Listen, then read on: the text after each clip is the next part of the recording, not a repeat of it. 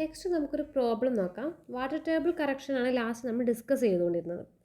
അപ്പോൾ നമുക്ക് അത് വെച്ചിട്ട് പ്രോബ്ലം നോക്കാം.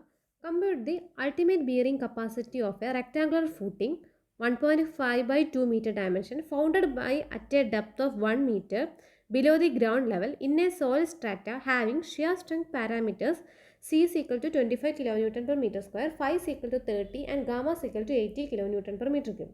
Assume water table is 0.5 meter below the ground level using Terzaghi's equation.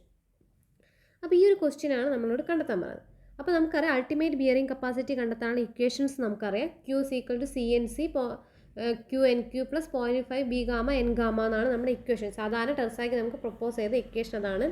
അപ്പോൾ ഈ ഒരു കേസിൽ എന്ന് പറഞ്ഞു കഴിഞ്ഞാൽ നമ്മളോട് ചോദിച്ചത് ഒരു റെക്ടാങ്കുലർ ഫൂട്ടിങ്ങിൻ്റെ ഇക്വേഷനാണ് ചോദിച്ചത്. അപ്പോൾ റെക്ടാങ്കുലർ ഫൂട്ടിങ്ങിൻ്റെ അൾട്ടിമേറ്റ് ബിയറിംഗ് കപ്പാസിറ്റി കാണാനുള്ള ഇക്വേഷൻ നമ്മൾ എഴുതി നോക്കണം. അൾട്ടിമേറ്റ് ബിയറിംഗ് കപ്പാസിറ്റി കാണാനുള്ള ഇക്വേഷൻ എന്താണ്?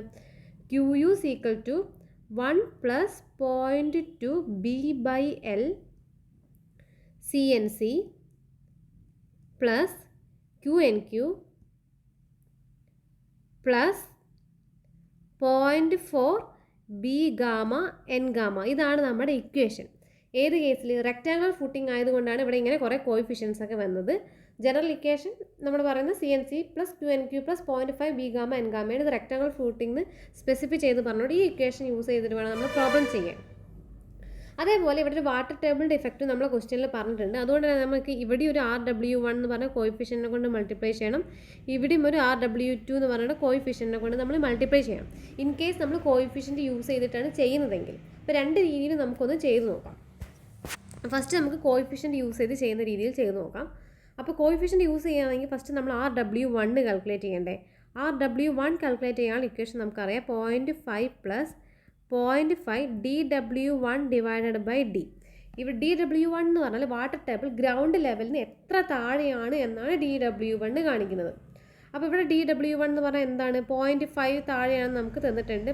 So 0.5 into 0.5 divide by D. D എന്ന് പറയുന്നത് 1 മീറ്ററാണ് നമ്മുടെ ടോട്ടൽ ഡെപ്ത് എന്ന് നമുക്ക് തന്നിട്ടുണ്ട്. അപ്പോൾ ഇത് ചെയ്ത് കഴിഞ്ഞാൽ നമുക്ക് ഏകദേശം ഒരു 0.75 ആണ് നമുക്ക് ചെയ്ത വാല്യൂ കിട്ടുക. അപ്പോൾ RW1 നമുക്ക് കിട്ടി 0.75. ഇനി RW2 നമുക്ക് ചെയ്ത് നോക്കാമല്ലോ. RW2ൻ്റെ equation 0.5 plus 0.5 dW2 divided by D എന്ന് വരും. അപ്പോൾ ഈ ഒരു കേസിൽ dW2 എന്താണ്? dW2 എന്ന് പറഞ്ഞു കഴിഞ്ഞാൽ ഈ ബേസിൽ നിന്ന് എത്ര താഴെയാണ് വാട്ടർ ടേബിൾ എന്നാണ് dW2 കാണിക്കുന്നത്. അപ്പോൾ ബേസിൽ നിന്ന് താഴെയല്ല വാട്ടർ ടേബിൾ, മുകളിലാണ്. സോ dW2 എന്ന് പറഞ്ഞ സംഭവം 0 വരും. അതുകൊണ്ട് നമ്മുടെ RW2 എന്ന് പറഞ്ഞ കോയിഫിഷ്യൻ്റ് എന്ത് കിട്ടി? 0 എന്ന് കിട്ടി. 0 അല്ല, dW2 0 എന്ന് കിട്ടിയാൽ നമുക്ക് RW2 നമുക്ക് എത്ര കിട്ടി? 0.5 എന്ന് കിട്ടി. അപ്പോൾ രണ്ട് കോയിഫിഷ്യൻ്റ് നമ്മൾ കണ്ടെത്തി കഴിഞ്ഞാൽ പിന്നെ ഡയറക്റ്റ് സബ്സ്റ്റിറ്റ്യൂട്ട് ചെയ്താൽ തന്നെ നമുക്ക് ആൻസർ കിട്ടും. ഇനി നമുക്ക് ഓരോ വാല്യൂസ് സബ്സ്റ്റിറ്റ്യൂട്ട് ചെയ്യാം. നമ്മൾ ഇക്വേഷനിൽ QUൻ്റെ ഇക്വേഷനിൽ 1 പ്ലസ് 0.2 B എന്ന് പറഞ്ഞാൽ എത്രയാണ്? 1.5 ആണ്. L എന്ന് പറഞ്ഞാൽ 2 ആണ്. ഇൻറ്റു C 25 ആണ്. CNC ആണ് കോയിഫിഷ്യൻ്റ്. NC എന്ന് പറഞ്ഞ വാല്യൂ നമുക്ക് 5 = 30ക്ക് കറസ്പോണ്ടിങ് ആയിട്ട് നമുക്ക് NC വാല്യൂം NQ വാല്യൂം N ഗാമ വാല്യൂം നമുക്ക് ടേബിളിൽ നിന്ന് കിട്ടും. അല്ലെങ്കിൽ നമുക്ക് ക്വസ്റ്റ്യനിൽ ഡയറക്റ്റ് തരും. അത് ബൈ ഹാർട്ട് പഠിക്കേണ്ട ആവശ്യമില്ല. NC വാല്യൂ ഇവിടെ 37.2 ആണ്. Plus QNQ. Q എന്ന് പറഞ്ഞു കഴിഞ്ഞാൽ എന്താണ്? ഇവിടെ ഇപ്പോൾ നമ്മുടെ ഫിഗർ നോക്കിയാൽ അറിയാം. നമുക്ക് Q എന്ന് പറഞ്ഞു കഴിഞ്ഞാൽ നമ്മുടെ ഈ ബേസിൻ്റെ മുകളിൽ ഇവിടെയുള്ള ഈ സോയിലിൻ്റെ വെയിറ്റ് ആയിരിക്കും. അപ്പോൾ QNQ എന്ന് പറഞ്ഞാൽ ഇവിടെ Q എന്ന് പറഞ്ഞാൽ ഈ സർചാർജിൻ്റെ വെയിറ്റ് എന്ന് പറഞ്ഞാൽ 18 kN per meter cube ആണ് അതിൻ്റെ ഡെൻസിറ്റി. ഇപ്പോൾ 18 × 1 എന്ന് വരും. അപ്പോൾ നമ്മൾക്ക് 18 × 1 ആണ് നമ്മുടെ Q. അപ്പോൾ NQ എന്ന് പറഞ്ഞ കോയിഫിഷ്യൻ്റ് നമ്മൾ ചെയ്ത് കഴിഞ്ഞാൽ കിട്ടുക 22.5 ആണ്. 22.5 ആണ് ഇൻറ്റു RW1 നമ്മളിപ്പോൾ ചെയ്ത് കണ്ടെത്തി 0.75 പ്ലസ് എന്നൂടെ ടേം വരും. നെക്സ്റ്റ് ടേം എന്ന് പറഞ്ഞാൽ CN 0.4 B എന്ന് പറയുന്നത് എത്രയാണ്? B എന്ന് പറയുന്നത് 1.5 B ഗാമ 18 N ഗാമ നമുക്ക് ടേബിളിൽ നിന്ന് കിട്ടും 19.7 ഇൻറ്റു RW2 എന്നാണ് ടേം ഉണ്ട്. RW2 എന്താണ്? RW2 നമുക്ക് ചെയ്തപ്പം 0.5 എന്ന് കിട്ടി.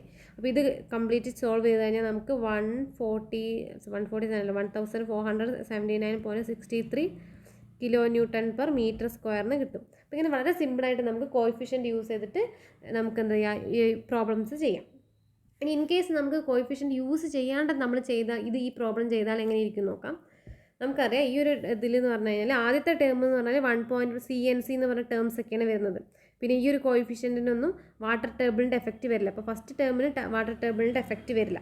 രണ്ടാമത്തെ ടേം നോക്കുക. രണ്ടാമത്തെ ടേമിൽ നമ്മൾ ഈ കറക്ഷൻസ് അപ്ലൈ ചെയ്തിട്ടുണ്ടെങ്കിൽ ഇവിടെ കറക്ഷനായിട്ട് അപ്ലൈ ചെയ്ത എത്രയാണ് 0.75. ഇനി ഇൻ കേസ് കറക്ഷൻ അപ്ലൈ ചെയ്യാണ്ട് എങ്ങനെയാണ് ചെയ്യാമെന്ന് നോക്കുക. അപ്പോൾ കറക്ഷൻ അപ്ലൈ ചെയ്യാണ്ട് എങ്ങനെയാണ് ചെയ്യുമെങ്കിൽ നമ്മുടെ ഇക്വേഷൻ എന്താണ്, QNQ ആണ്. അവിടെ Q എന്ന് പറഞ്ഞാൽ എങ്ങനെ കാൽക്കുലേറ്റ് ചെയ്യണം, നമ്മൾ വാട്ടർ ടേബിളും കൂടി വന്നിട്ടുള്ള Q നമ്മൾ കാൽക്കുലേറ്റ് ചെയ്യണം. അപ്പോൾ വാട്ടർ ടേബിളും കൂടി വന്നിട്ടുള്ള Q എന്ന് പറഞ്ഞാൽ എങ്ങനെയായിരിക്കും, അപ്പം നമുക്കറിയാം ഇവിടെയാണ് വാട്ടർ ടേബിൾ ഉള്ളത്, 0.5 ആണ് വാട്ടർ ടേബിൾ ഉള്ളത്.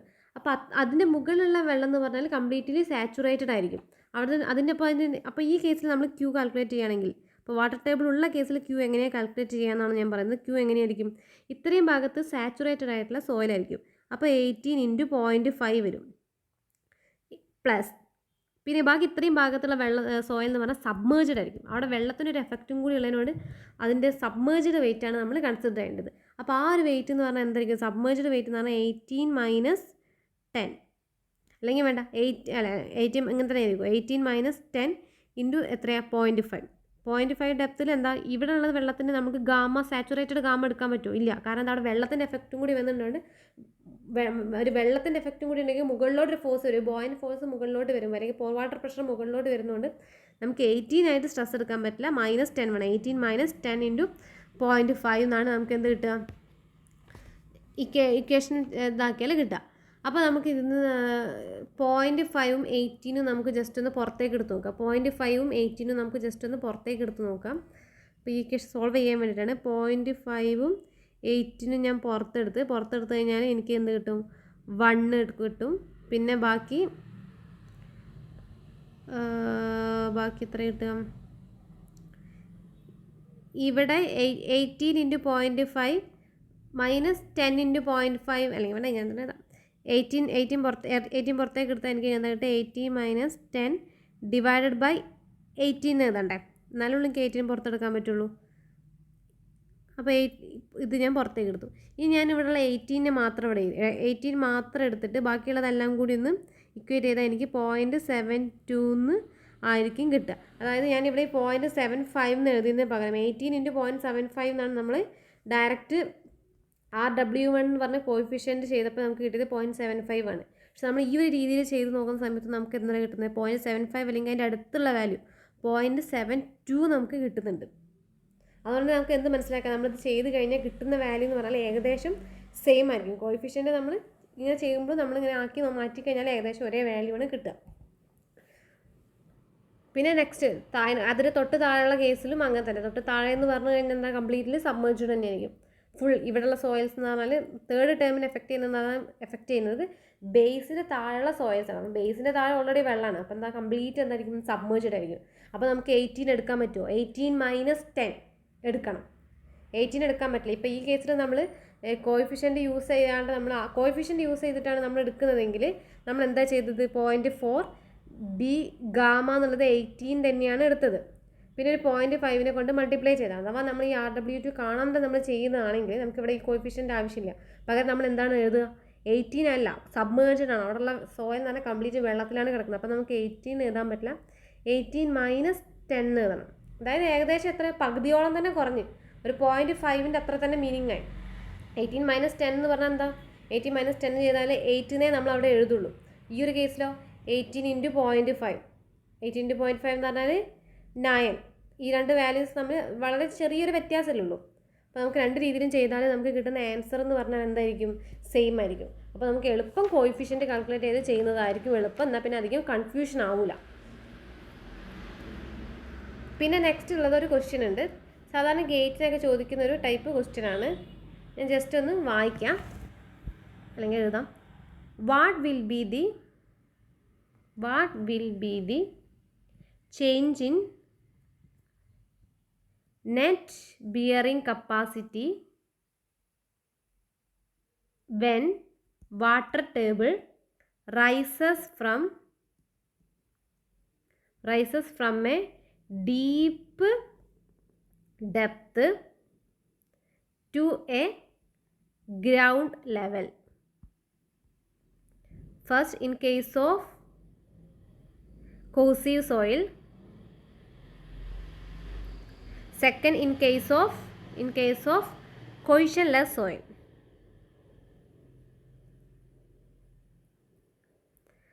അപ്പോൾ അത് സാധാരണ ഗേറ്റിനൊക്കെ ചോദിക്കുന്ന വളരെ നല്ലൊരു ക്വസ്റ്റ്യൻ ആണ്. അപ്പോൾ നമ്മൾ തൊട്ട് മുന്നേ ചോദിച്ച ക്വസ്റ്റ്യനും ഗേറ്റിന് ചോദിച്ചിട്ടുള്ളൊരു ക്വസ്റ്റ്യൻ തന്നെയാണെന്നാണ് തോന്നുന്നത്. ഞാൻ നേരത്തെ ഡിസ്കസ് ചെയ്ത ക്വസ്റ്റ്യൻ. അപ്പോൾ ഈ ഒരു ക്വസ്റ്റ്യൻ നമുക്ക് എന്താ കണ്ടെത്തുന്നത്? What will be the change in net bearing capacity when water table rises from deep depth to ground level. അപ്പോൾ ഡീപ്പ് ഡെപ്ത് എന്ന് പറഞ്ഞാൽ വളരെ താഴെയാണ്. വളരെ താഴെ ഒരു വാട്ടർ ടേബിൾ വന്നു കഴിഞ്ഞാൽ അതിനൊരു എഫക്റ്റും ഉണ്ടാവില്ല. പെട്ടെന്ന് വെള്ളം ഗ്രൗണ്ട് ലെവലിലേക്ക് വന്നു. അപ്പോൾ സ്വാഭാവികമായിട്ട് ചിന്തിക്കുക, നമ്മുടെ നല്ലൊരു ഏരിയ ആയിരുന്നു, പെട്ടെന്ന് ആ ഒരു ഏരിയ നിറയെ വെള്ളം നിറഞ്ഞു. അപ്പം തന്നെ എന്തായിരിക്കും, ആ സോയിലിൻ്റെ ബിയറിംഗ് കപ്പാസിറ്റിക്ക് എന്താ സംഭവിക്കുക? എന്ത് തന്നെയായാലും എന്താ കുറഞ്ഞു പോകും. അപ്പം കൊയ്സീവ് കേസിലും കൊയ്ഷൻലെസ് കേസിലുമാണ് നമുക്കത് കണ്ടെത്തേണ്ടത്. അപ്പോൾ ബിയറിംഗ് കപ്പാസിറ്റി എന്തായാലും കുറയും, അത് നമുക്കൊരു എന്താ പറയുക, ഒരു ഡൗട്ടും ഇല്ല. പക്ഷെ നെറ്റ് ബിയറിംഗ് കപ്പാസിറ്റിക്ക് എന്താ സംഭവിക്കുക എന്നാണ് നമ്മളോട് ക്വസ്റ്റ്യൻ ചോദിച്ചത്. അപ്പോൾ നമുക്ക് നെറ്റ് ബിയറിംഗ് കപ്പാസിറ്റിന്ന് ചോദിക്കാം. ആദ്യം നമുക്ക് കൊയ്സീവ് സോയിലിൽ നിന്ന് കൺസിഡർ ചെയ്യാം. Cohesive soil. കോസീവ് സോയിൽ ആവുന്ന സമയത്ത് നെറ്റ് ബിയറിംഗ് കപ്പാസിറ്റി QUN എങ്ങനെയാണ് കണ്ടെത്തുക? CNC പ്ലസ് QNQ മൈനസ് 1 എന്ന് വരും. കാരണം അത് നെറ്റ് ബിയറിംഗ് കപ്പാസിറ്റിയാണ്. അപ്പോൾ QNQ മൈനസ് ഒരു ക്യൂവും കൂടി വരുമല്ലോ നെറ്റ് ബിയറിംഗ് കപ്പാസിറ്റി ആയതുകൊണ്ട്.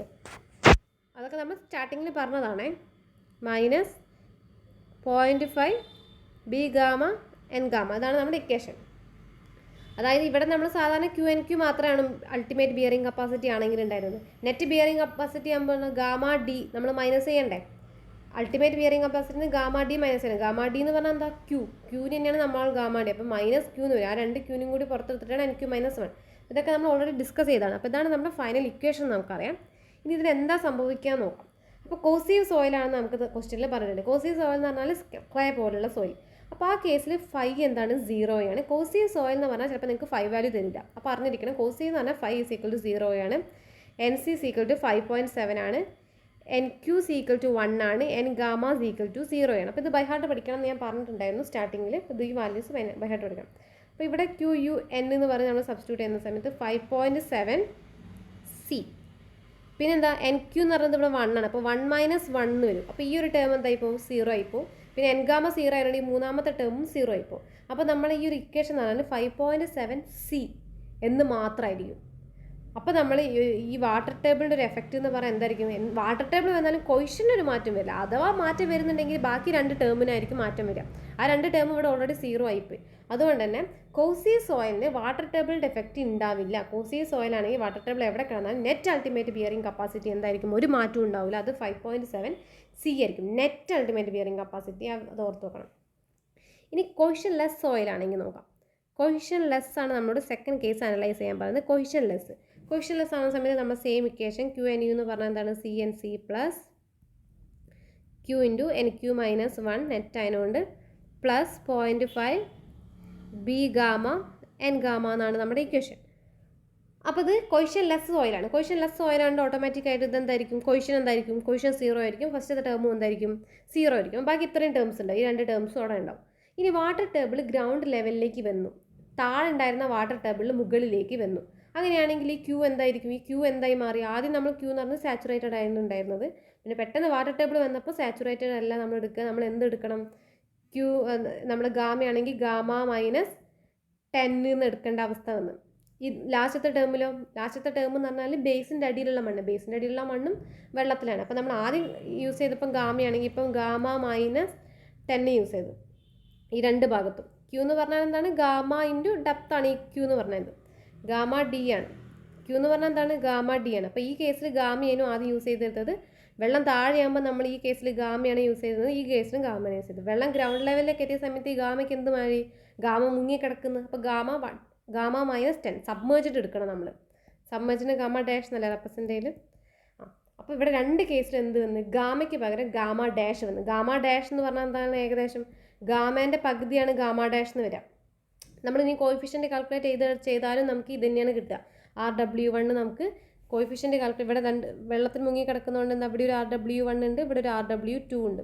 ആ കോയിഫിഷ്യൻ്റ് നമ്മൾ കാൽക്കുലേറ്റ് ചെയ്താൽ നമുക്ക് 0.5 തന്നെയാണ് കിട്ടുക.